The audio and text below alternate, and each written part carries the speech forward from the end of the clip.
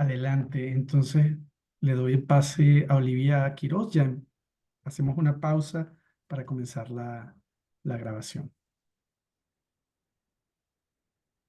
Adelante, Olivia. Muchas gracias, Felipe. Buena tarde a todos. Con el gusto de volver a encontrarnos aquí. El clima ha cambiado mucho, no sé en los lugares en los que ustedes están, pero en México el otoño entró con aires de invierno y por eso afecta un poco las vías respiratorias, que espero que no impida la conversación de este día.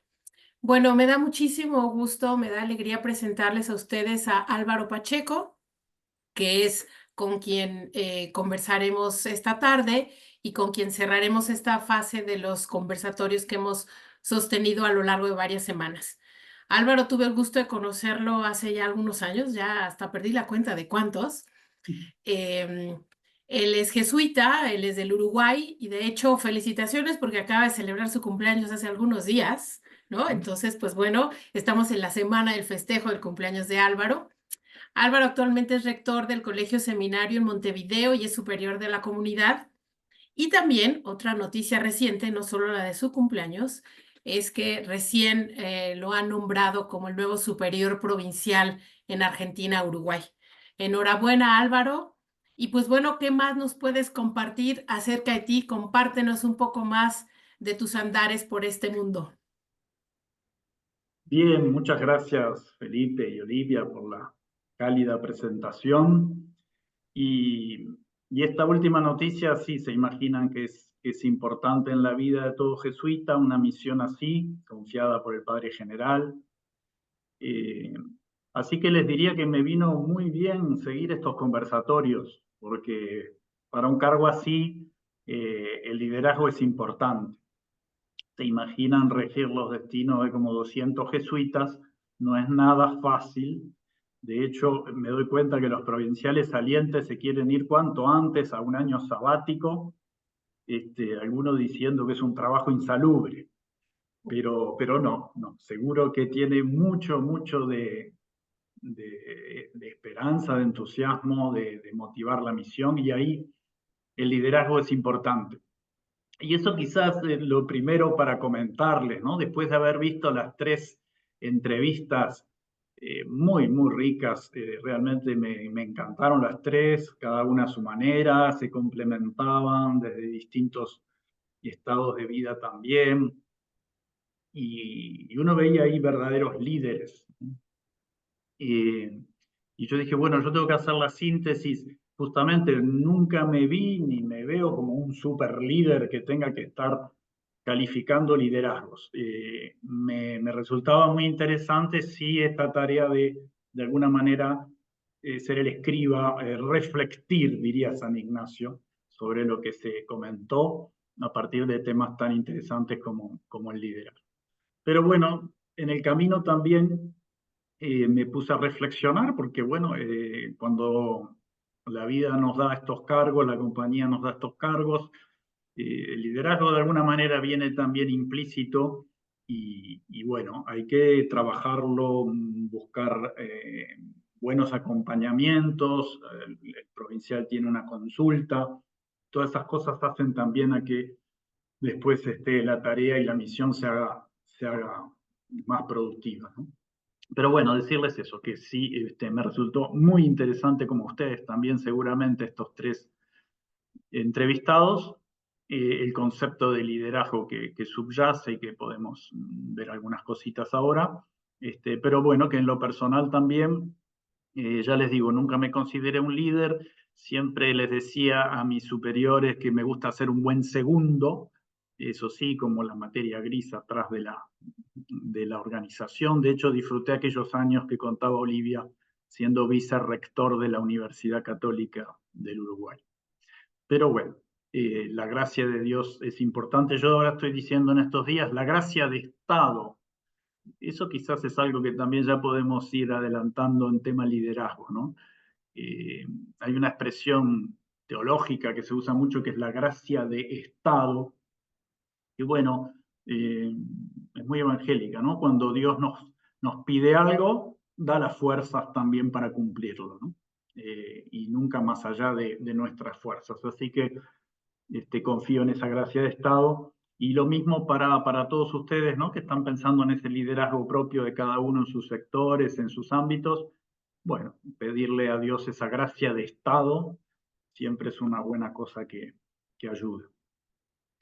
Bueno, no sé, Olivia, ¿cómo lo seguimos? Pues mira, es decir, casi que como tú quieras, ¿no? Es decir, a ver, escuchamos y ya lo mencionabas, a tres compañeros de misión, ¿no? Que han tenido un caminar, cada uno de ellos muy distinto, no solamente por donde nacieron, donde se formaron y donde han trabajado, también la obra a la que pertenecen y de la cual han sido líderes en distinta duración, ¿no es cierto? Escuchar a una mujer laica, ¿no?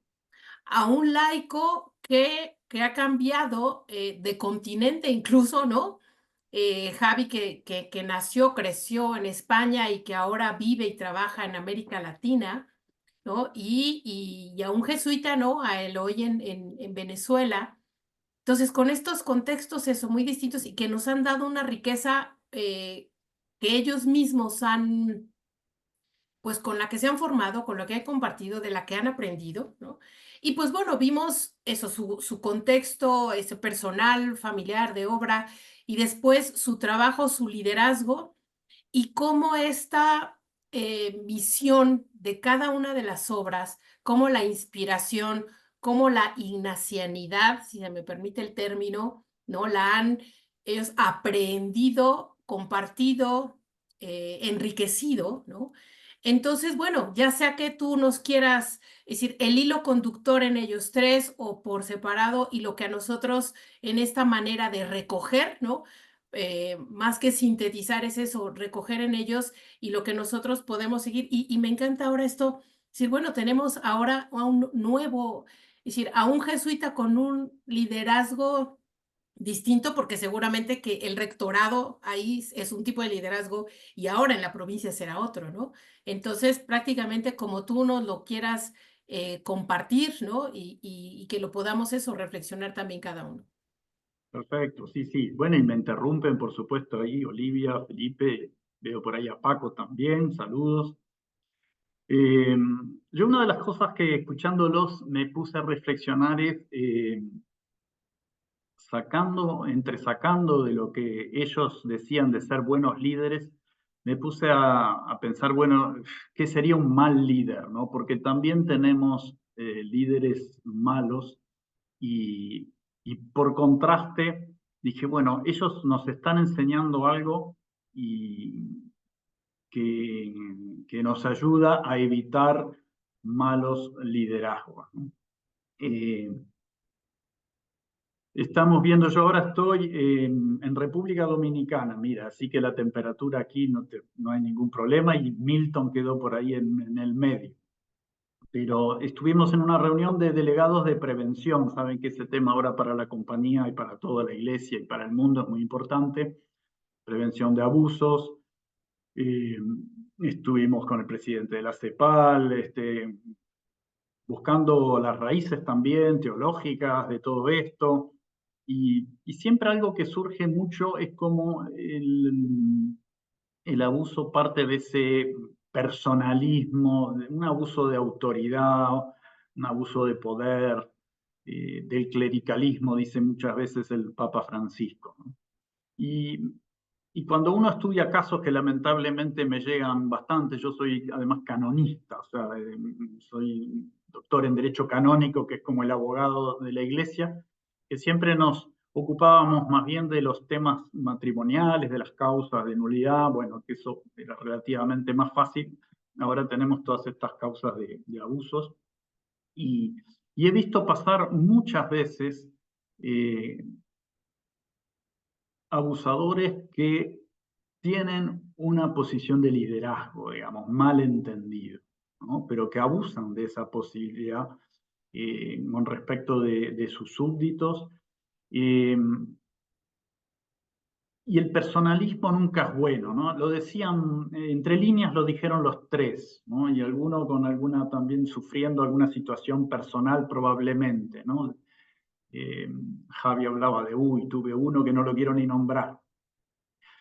Porque el personalismo termina también anulando todo lo bueno que se hace en la misión.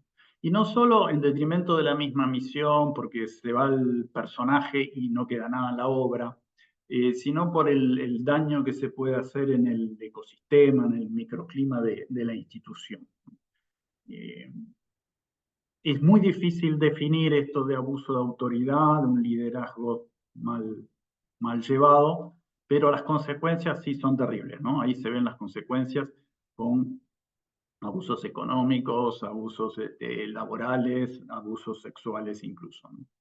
Y la colaboración ahí también no resulta mucho, ya que estamos el otro día, Eloy ponía la impunidad apostólica. Bueno, a mí se me ocurrió ahora la colaboración tóxica, porque es verdad que cuando hay un liderazgo fuerte, pero si todos le tienen temor, si revela autoritarismo, si,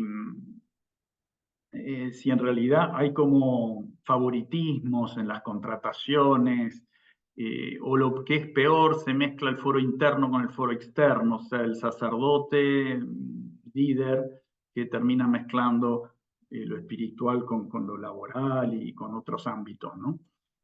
Bueno, esa colaboración justamente que es un desafío y todos los tres entrevistados lo veían como desafío, es mucho más difícil si se da en un liderazgo de estos malentendido, ¿no?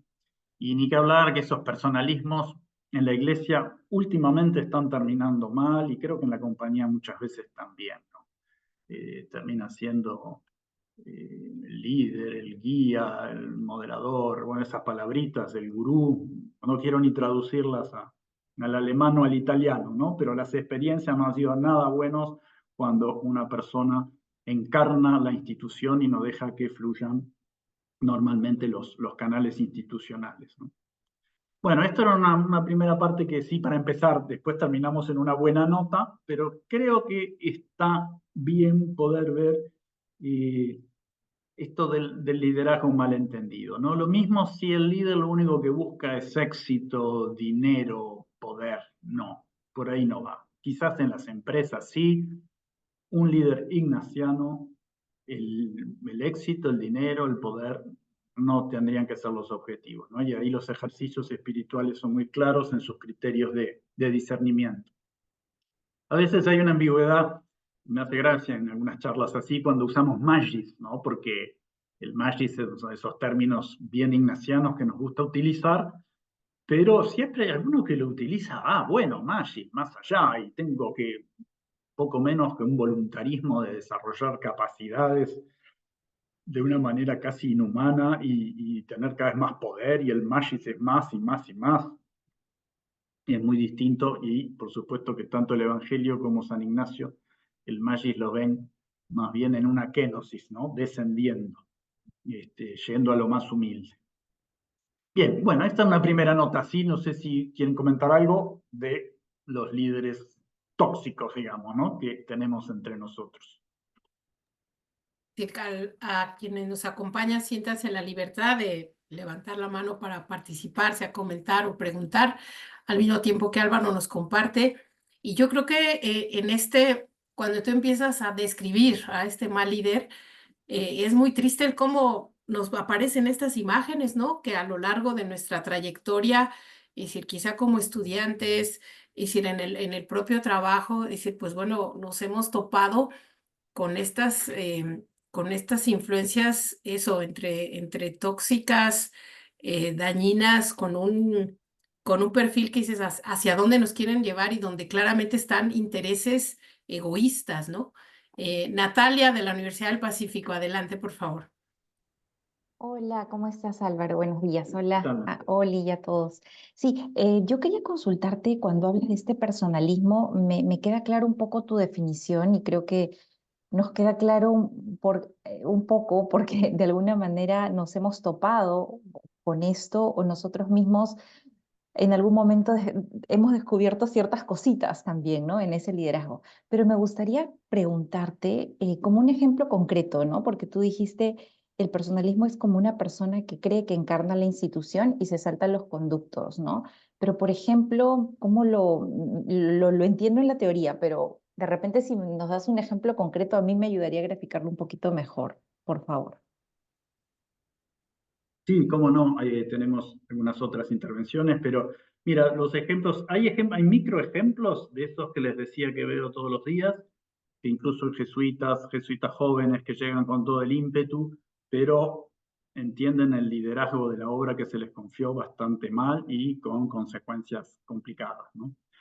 A nivel macro en la iglesia tenemos lamentablemente muchos movimientos nuevos, congregaciones nuevas que tienen gran éxito y bueno, sabemos todos en México, en Perú, ahora están incluso en los diarios donde los fundadores han sido sancionados y después lo que se ve es que era un personalismo, incluso el evangelio estaba en segundo plano y era todo un beneficio personal, ¿no? Y una corte de aduladores alrededor. Lamentables ejemplos hay unos cuantos. Paco, adelante, sí, y después Mirna y seguimos. Muchas gracias, Álvaro, por este inicio de síntesis, por estar con nosotros.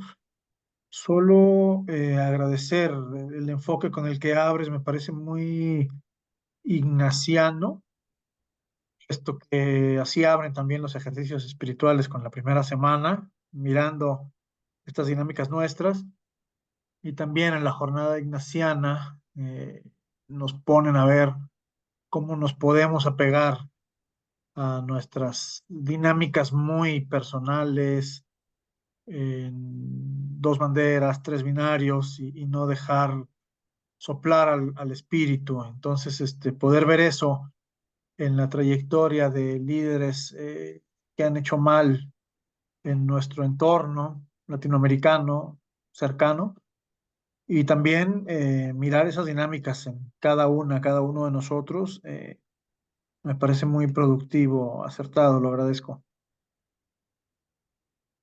Gracias, Paco. Mirna, adelante, sí, sí. Gracias. Bueno, yo quisiera, bueno, mucho gusto y gracias por compartir, Álvaro. Yo quisiera preguntarle, ¿el líder nace o se hace? ¿Y el antilíder nace o se hace? ¿Y qué pasa como en esta tensión entre uno y otro, ¿no? ¿Qué lo vuelve ante los ojos de una comunidad un líder o un antilíder, en su experiencia? Sí, muy, muy buena la pregunta y no es tan fácil de responder. El otro día vino al colegio un consultor que nos está ayudando también para todo esto de la innovación pedagógica y el tema del liderazgo salió y en un momento decía, bueno, somos todos líderes. Y ahí quedamos, uno se imagina, ¿no? Un líder. Y él nos hizo ver otras cosas, dice, somos todos líderes, ¿no? Y cada uno en el ámbito de su competencia. Y ahí surgió la cuestión, pero ¿por cualidades propias o porque lo trabajamos y podemos llegar a ser líderes estudiando, por ejemplo, ¿no? Ahí Eloy en su intervención fue un poco más prudente, dice, bueno, no, el líder tiene cualidades o no las tiene, y el que no las tiene que se dedique a otra cosa, ¿no? Eloy no estaría tan de acuerdo con este consultor. Y sin embargo, quizás Luisa en su itinerario al principio no se veía líder, le fueron dando responsabilidades y terminó siendo una gran líder, ¿no? Ella hablaba mucho de un proceso de aprendizaje, ¿no? Y Javier un poco lo mismo. Así que, bueno, quizás las respuestas matizadas son las dos cosas, ¿no? Hay cualidades naturales, uno conoce gente con autoridad. El provincial saliente al que voy a reemplazar, Rafa Velasco, todos dicen que tenía mucha autoridad y tiene mucha autoridad natural, ¿no? Y bueno, otros, ahora yo quizás la tengo que construir de otra manera o funcionando con algunas de las buenas prácticas que nos dijeron los tres entrevistados, ¿no? Trabajo en equipo, consultando, rezando, escuchando, ¿no?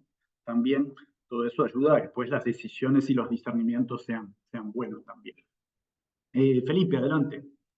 Sí, en la sesión en la que participó Javier Cortegoso, él nos decía que en esto de la incorporación del laico digamos, al cuerpo apostólico de la compañía, él sentía que se estaban dando dos realidades. Una es, bueno, no toca, pero toca incorporar laicos porque los jesuitas cada vez son menos, ¿no?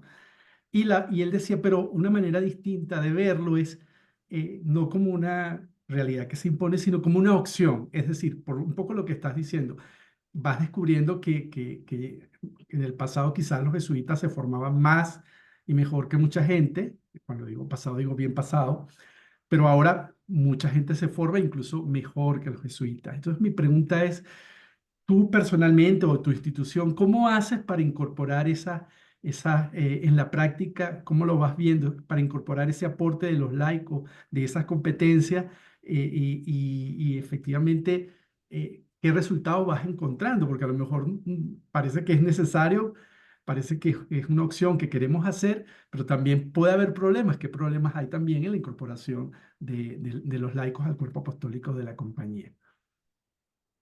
Sí, ese tema salió, es verdad, muy presente en las 3 entrevistas, y la experiencia de los laicos era matizada, ¿no? Muchas veces pasa que en nuestras reuniones eh, habla el laico y, bueno, dice cosas bien inteligentes, como que todo el mundo debería seguirlas, pero todos esperan a ver qué dice el jesuita para ver si lo apoya o si dice algo distinto, ¿no? Lo mismo al pedir algo. Yo trabajo con una coordinadora laica en esta oficina de prevención y cuando ella pide cosas a los jesuitas, no le hacen demasiado caso, ¿no? Y yo mando un mail y enseguida contesta, ¿no? Y ella lo sufre porque dice ahí hay una diferencia que no estamos colaborando bien.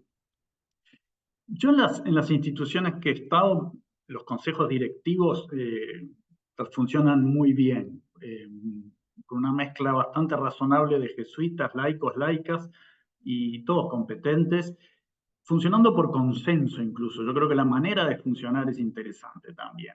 No son necesarias votaciones que ya distorsionarían el sistema. Se trata de buscar consensos y el consenso sale.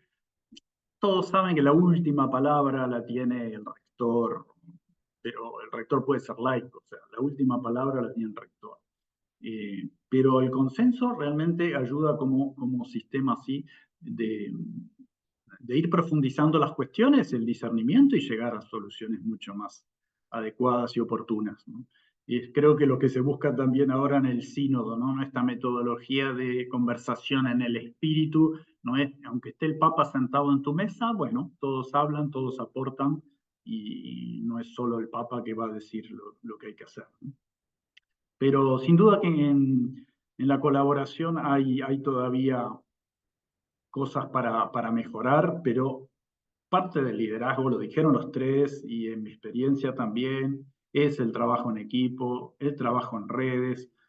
Uno solo no puede enfrentar todos los retos. Otra cosa que ellos también de alguna manera dijeron es que hay que saber delegar, ¿no? El líder es el que sabe delegar, no es el que hace todo, porque el que hace todo es el que sigue controlando todo.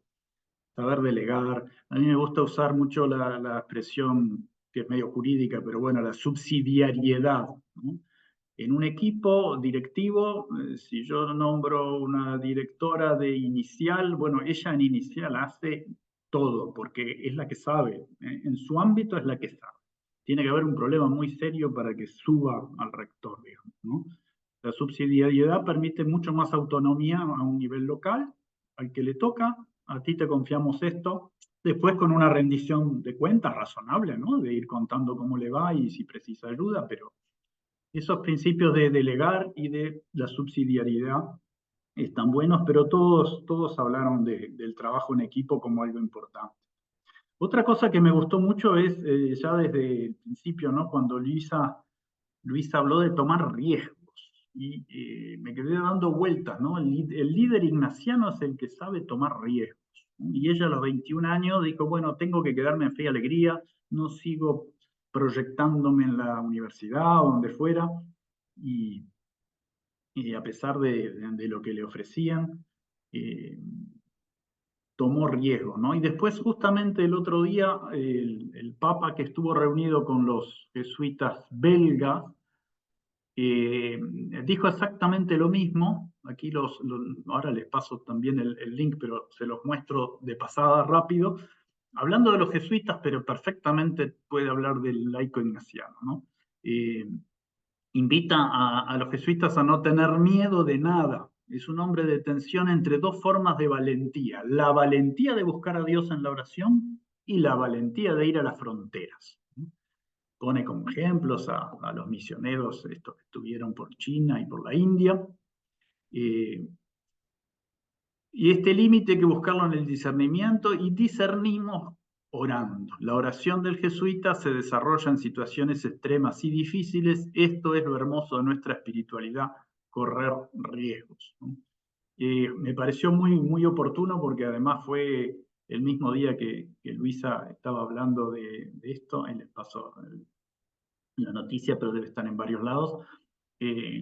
Bueno, esto de correr riesgos, porque de lo contrario nos quedamos como, nos podemos quedar haciendo la plancha, decimos, ¿no? Como muy anestesiados, y si todo va bien, que la institución siga el piloto automático, y bueno, eso en general no resulta. Hoy también, hablando de artículos, les paso uno de mi amigo Álvaro Lobo, jesuita español, que no sé si ya lo vieron, pero habla del buenismo como una tentación. Es bien interesante también eso, porque si no se corren riesgos, la tentación es, él habla del buenismo. Está muy interesante, es un billete corto, ¿no? Dice que ocurre en muchas dimensiones de la vida, pero sobre todo en la iglesia, el vicio de ser buenos. Y buenos es evitar tensiones, sabemos que esto está mal, pero no lo decimos para no herir a la persona. Y bien, y ahí vamos dejando la verdad de lado, ¿no? Y el sentido común muchas veces. El buenismo no es otra cosa que el deseo de quedar bien por encima de todo, aunque esto no transforme ni un milímetro la realidad y acabe vaciando las palabras de contenido. Les dejo ahí el link porque está interesante, ¿no? Y ese es uno le tomé nota porque es de las cosas que voy a tener que trabajar personalmente. Los compañeros en mi provincia justamente me ven como el diplomático, digamos, ¿no? El que no le gustan los conflictos. De hecho, estuve en el servicio exterior uruguayo antes de entrar a la compañía. Así que es uno de los peros que ponen ellos, ¿no? Dicen, bueno, este está bien como provincial, pero si va a ser el buenito que va a decir que sí a todo, no sirve, ¿no? Entonces, bueno, ahí, con la ayuda de ustedes en estos conversatorios, vamos a ver si podemos también trabajar eso de saber decir que no. Algunos de los entrevistados, Luisa lo decía, ¿no? Cuando tenía que echar a alguien, ¿no? Era uno de sus grandes desafíos, porque tenía que, de alguna manera, romper algo que estaba un ambiente lindo, laboral, y alguien se tiene que ir porque no funciona, ¿no? Y ella después decía, bueno, si ponemos las reglas claras y se sabe qué es lo que tiene que hacer cada uno y los límites que no puede infringir, bueno, ahí también resulta un poco más fácil, ¿no? Así que bueno, esto de correr riesgo fue de las cosas que creo que hay que incorporar. Y después, lo más importante sin duda es el encuentro con Jesús, ¿no? Eso lo decía Javier en primer lugar, pero lo dijeron todos, porque si no pasamos a ser líderes mundanos, ¿no? Ahora, el otro día, hablando aquí en Dominicana bueno, tengo la suerte de tener cerca a Benjamín González Huelta, que no está Luisa hoy, pero lo mencionó en su intervención. Le voy a mandar sus saludos, estuvimos almorzando recién. Pero también hablé con Javier Vidal, que fue provincial de Dominicana, y me dice, bueno, un buen líder, un buen provincial tiene que saber combinar oración y escucha, oración y escucha, oración y escucha, ¿no? Es como esa doble herramienta de la que parte todo. Si no, nos quedamos sin una pata y las cosas no funcionan. Y bueno, ellos lo decían. Entonces, ¿cómo hacer para vivir ese encuentro con Jesús? Bueno, los 3 entrevistados tenían cada uno su sistema, pero de ahí tendremos el nuestro, ¿no? Encuentro personal es lo que importa y seguir formándonos. Y sí la experiencia de ejercicios.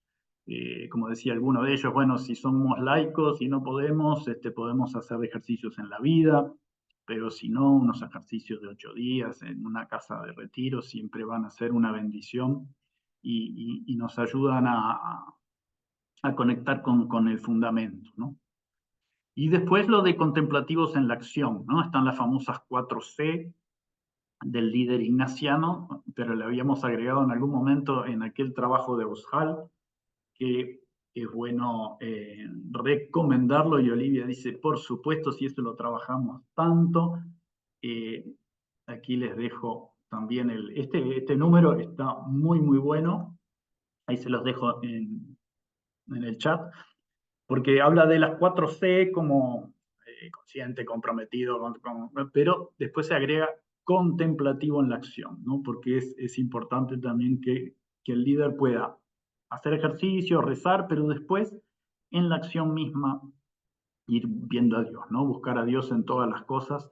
Y es increíble cómo uno, cuando baja al terreno, ahí es donde encuentra a Dios. Eso lo dijeron también los 3, y creo que para todos nosotros puede ser un consejo muy importante, y yo lo tomo ahora también, ¿no? Si uno tiene un rol de responsabilidad importante, lo que menos tiene que hacer es quedarse en la oficina, ¿no?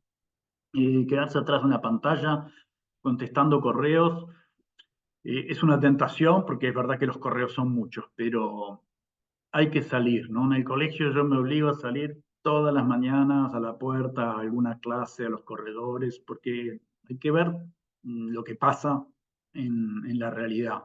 Javier lo decía, cada tanto yo voy a la frontera acá de Dajabón o donde sea, donde hay migrantes que están pasando, porque eso es lo que me mantiene en contacto con mi tarea, ¿no? En la universidad, Eloy decía, bueno, dar clase, ¿no? Sigo dando clase de metafísica, porque eso es lo que me aterriza y nos hace realmente ahí como contemplativos en la acción. Bien, algunas otras cosas, o dejamos que ustedes intervengan también. Yo tendría mucho anoté pila de cosas, pero para no ser pesado, como decía, se excusaba todo el tiempo Javier. Y yo te preguntaría por los retos. Al final de cada sesión nos planteaban retos desde su ámbito de acción, cada uno de los entrevistados, pero también en términos generales. ¿Cómo te resonaron? O sea, yo creo que hubo coincidencia en esos retos. Entonces, ¿cómo te resonó eso? ¿Qué nos puedes decir de los retos? Sí, por lo que vi, los retos iban muy alineados con incluso las preferencias apostólicas de la compañía y con el programa estratégico, plan estratégico de América Latina también. Mencionaban, por supuesto, el tema ambiental, el tema de la democracia, el tema de la pobreza. Sin duda que son los retos que nuestras obras están trabajando, y cuando estamos en frontera pasa por ahí, ¿no? Igual yo diría, así como el Papa mencionó entre las 4 PAU, dijo, igual presten más atención a la primera, ¿no? Que es la espiritualidad. Transmitir nuestra fe, transmitir la fe a través de los ejercicios. Y creo que esa quizás es ahora la pata más floja, ¿no? Estamos con mucho activismo, con muchas cosas. Yo creo que el trabajo también nos ayuda a ocupar bien el tiempo, pero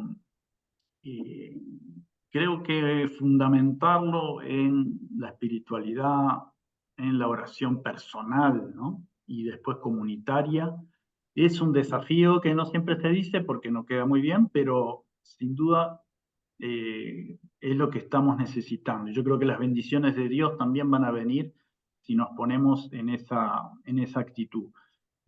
Cuando hemos rezado, por ejemplo, en equipo, o compartido un rato de retiro con los equipos directivos, siempre ayuda muchísimo. Primero, a crear un muy buen ambiente entre nosotros, pero después a tener más clara la misión. Eso lo decía, bueno, lo decían todos, pero Eloy también, dice, hay que tener la misión y la visión, y bueno, ya sabemos cuál es, o sea, es el reino de Dios, ¿no? Es el ya, pero todavía no. Pelear un poco aquí porque las cosas mejoren y para que podamos estar con Él al final y llevar a todos los más posibles con Él al final, ¿no? Pero esa misión, si no nos entusiasma, queda en nada, ¿no? Entonces, es verdad que esa parte también espiritual hay que trabajarla, y creo que por ahí va a andar el principal desafío de los próximos tiempos, ¿no? Alguien citaba a Karl Rahner, ¿no? Y bueno, en el siglo XXI, cristiano tiene que ser místico o no será cristiano. Y un poco estos desafíos que también visualizamos y que incluso vivimos a nivel regional, ¿no es cierto? En donde eso tenemos que mirar y responder a un contexto muy específico, no solamente por la diferencia de las obras, sino de los propios perfiles de los líderes. Y convivir e incluso hasta los relevos entre jesuitas y laicos, ¿no? Entonces, el líder que sabe, porque por su naturaleza, por su desempeño, el cómo es capaz eso de que sus colaboradores miren y abonen al éxito de la obra y no al éxito propio, respondiendo al contexto, a la necesidad, a las urgencias, que a veces también está la sabiduría en ese distinguir lo urgente de lo importante y cómo seguir siendo, pues eso, el líder, no por y ya lo decías tú, no por el orgullo de serlo, sino más bien por la satisfacción de de que con quienes estamos colaborando y para quienes estamos colaborando, se tenga y derrame el fruto y las bendiciones, ¿no? De lo mismo, ¿no? Felipe. Sí, sí, eso es Sí, bien, y bien importante. Felipe. comentar algo que también me hiciste recordar ahorita, Olivia, es el tema de la evaluación, que hacía énfasis al final Eloy. O sea, en clave de discernimiento en algunos contextos, pero que siempre haya espacio para evaluar lo que estamos haciendo. O sea, vamos caminando hacia esa misión, hacia esa visión que tenemos proyectada. Y él decía, y cuando no sepamos, mirar a quién le preguntamos. Entonces, quería como resaltar eso, el tema, porque está unido al tema del discernimiento, pues evaluación, discernimiento, ¿no? Dependiendo de los contextos. Entonces, quería resaltar ese elemento, que además es el espacio donde efectivamente los equipos pueden tomar, digamos, más fuerza, ¿no? O sea, porque cada quien se expresa según va viendo el resultado de lo que va haciendo y viviendo, pues, ¿no? Sí, sí, tal cual. Ahí tiene que haber, es verdad, una cultura organizacional, ¿no? Más allá de quién esté al frente, si está un laico y un jesuita ayuda, o si está el jesuita y el laico ayuda, no interesa tanto. Es más bien la institución que tiene que ser fuerte, tener un plan estratégico que se renueve cada tanto, que se evalúe y que se pueda seguir el camino. O sea, uno llega y ya se sube a la locomotora que está en marcha, ¿no? Sin tener que, a ver qué cambio ahora. No hay que cambiar nada, hay que seguir trabajando, ¿no? Con los mismos equipos en principio. Paco, adelante, sí, sí.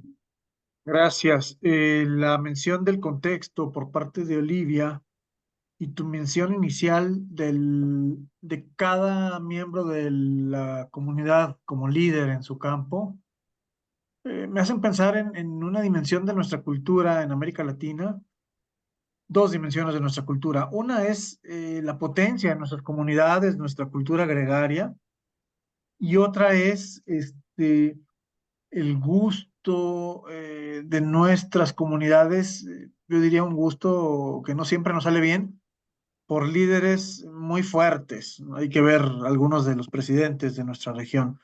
Eh,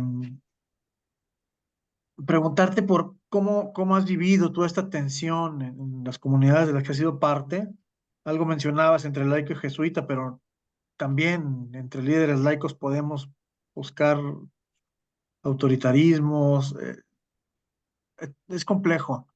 Y a propósito de comunidades fuertes, porque el tiempo se nos está yendo como agua y no quisiera dejar de agradecer a Olivia porque las personas líderes en este espacio la han podido seguir a ella en conversaciones muy ricas y a Felipe también por organizar esto y en lo que le hemos podido seguir entre todos.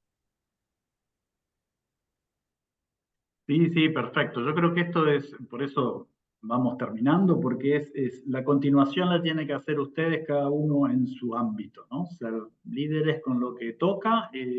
Muchas veces ya ven que Dios pide también una responsabilidad mayor y es porque la gente confía en nosotros, ¿no? Hay que tener ahí magnanimidad, no es una falsa humildad, sino que es magnanimidad, decir, bueno, si los demás me ven, vamos a trabajar para que esto pueda hacerlo.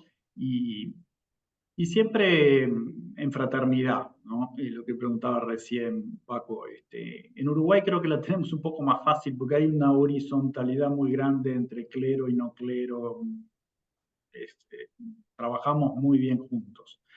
Sé que no es lo mismo en otros lados de América Latina, porque de los dos lados funciona mal, digamos, ¿no? También el laico está temeroso de lo que diga ver el padrecito y el padrecito impone lo que quiere y en eso es verdad que hay que ir avanzando en una cultura más fraterna, ¿no? Más evangélica en el fondo. Bueno, de mi parte, muchísimas gracias por poder conversar con ustedes así. Me hubiera gustado conversar con todos, pero además esto se graba y lo bueno es que ustedes puedan seguir conversando. Creo que esa es la idea, así que los dejo con esa perspectiva. De mi parte, acompañar todo lo que pueda y agradecerles el espacio. Gracias, Álvaro, por el tiempo, por tu compartir, por tu entusiasmo, porque de verdad no sé los demás, pero a mí me contagia eso, es decir, es una reflexión profunda, pero entusiasta al mismo tiempo por tu experiencia y por lo que viene, ¿no? Y cuenta con, lo digo de mi parte y yo creo que se sumarán los demás con nuestra oración por esta misión que estás recibiendo, ¿no? Y que estás emprendiendo. Y que claro, y si después de los años termina tu misión y vas a un sabático, en México eres bienvenido, ¿no? Entonces, y bueno, y que esperamos encontrarnos. Me ha dado mucho gusto volver a verte. Este planeta es redondo y entonces ahí sabemos que podemos volver a coincidir en otro tiempo, en otro lugar y de verdad muy agradecido con tu tiempo, con tu reflexión, con la sabiduría que nos transmites, ¿no? Y te tendremos en el radar. Seguramente te volveremos a, como decimos aquí, a dar lata. Muchísimas gracias a los dos, en primer lugar pues a Olivia y a Álvaro, pero también a todos los que se conectaron hoy. Voy a detener la grabación y vamos a hacer una breve instrucción de qué sigue adelante.